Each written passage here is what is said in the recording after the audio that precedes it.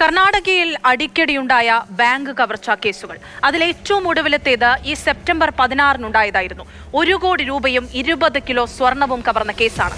Karnataka വിജയപുരയിലെ bank കവർച്ചയിൽ പ്രതികൾ പിടിയിലായി. ബീഹാർ സ്വദേശികളായ 3 പേർക്കാണ് പിടിവീണത്. ഇവരിൽ നിന്ന് 86 ലക്ഷം രൂപയും 9 കിലോ സ്വർണവും പോലീസ് വീണ്ടെടുത്തു.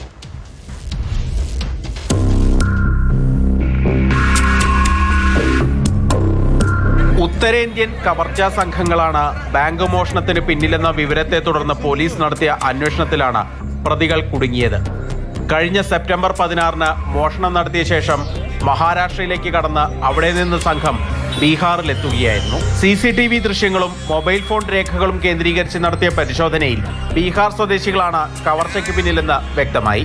തുടർന്ന് പ്രത്യേക സംഘം ബീഹാറിലെത്തിയാണ് മോഷ്ടാക്കളെ പിടികൂടുന്നത്. കവർച്ച ചെയ്ത ಸ್വർಣത്തിൽ 9 ಕಿಲೋയും 86.31 ലക്ഷം രൂപയും കണ്ടെടുത്തിട്ടുണ്ട്. ಪಾರ್ಟಿಸಿಪೇಟ್ ಮಾಡೋದ್ರಲ್ಲಿ ಒಬ್ಬನು ಸಿಕ್ಕಿದ್ದಾನೆ, ಇನ್ನಿಬ್ರು ಸಿಗಬೇಕು. ಇವರು ಏನು ವೆಪನ್ ಸಪ್ಲೈ ಮಾಡಿದ್ದಾರೆ, ವೆಪನ್ ಸಪ್ಲೈ ಮಾಡಂತ 3 ಜನ ಕೂಡ ಸಿಕ್ಕಿದ್ದಾರೆ. ബീഹാർ സ്വദേശികളായ രാകേഷ് കുമാർ സാഹ്നി, രാജ്കുമാർ രാംലാൽ പാസ്വാൻ, രക്ഷക് കുമാർ മാത്തോ എന്നിവരാണ് പിടിയിലായിരിക്കുന്നത്. പ്രതികളെല്ലാം 22 വയസ്സ് മാത്രം പ്രായമുള്ളവരാണ്. ഇവർക്ക് ആയുധങ്ങൾ എത്തിച്ചു നൽകിയ ആളുകളെയും പോലീസ് പിടികൂടിയിട്ടുണ്ട്. ബീഹാറിൽ നിന്നാണ് നാടൻ തോക്ക് സംഘം വാങ്ങിയത്. തോക്ക് നൽകിയ ആളെയും പോലീസ് പിടികൂടി. കേസിലെ മുഖ്യ സൂത്രധാരന്മാരിൽ ഒരാൾ കൂടി പിടിയിലാകാനുണ്ട്. വിജയപുരയിലെ SBI ബ്രാഞ്ചിൽ നിന്ന് 20 കിലോ സ്വർണവും 1 കോടി 4 ലക്ഷം രൂപയുമാണ് സംഘം കവർന്നത്. നേരത്തെ മഹാരാഷ്ട്രയിൽ കവർച്ചാ സംഘം കാർ ഉപേക്ഷിച്ച് രക്ഷപ്പെട്ടിരുന്നു. ഈ കാറിൽ നിന്ന് 888 ഗ്രാം സ്വർണവും 1 ലക്ഷം രൂപയും അന്ന് കണ്ടെടുത്തിരുന്നു.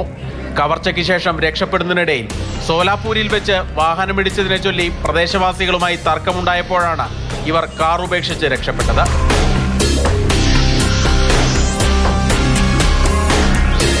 മാതൃഭൂമി ന്യൂസ്, ബംഗളൂരു.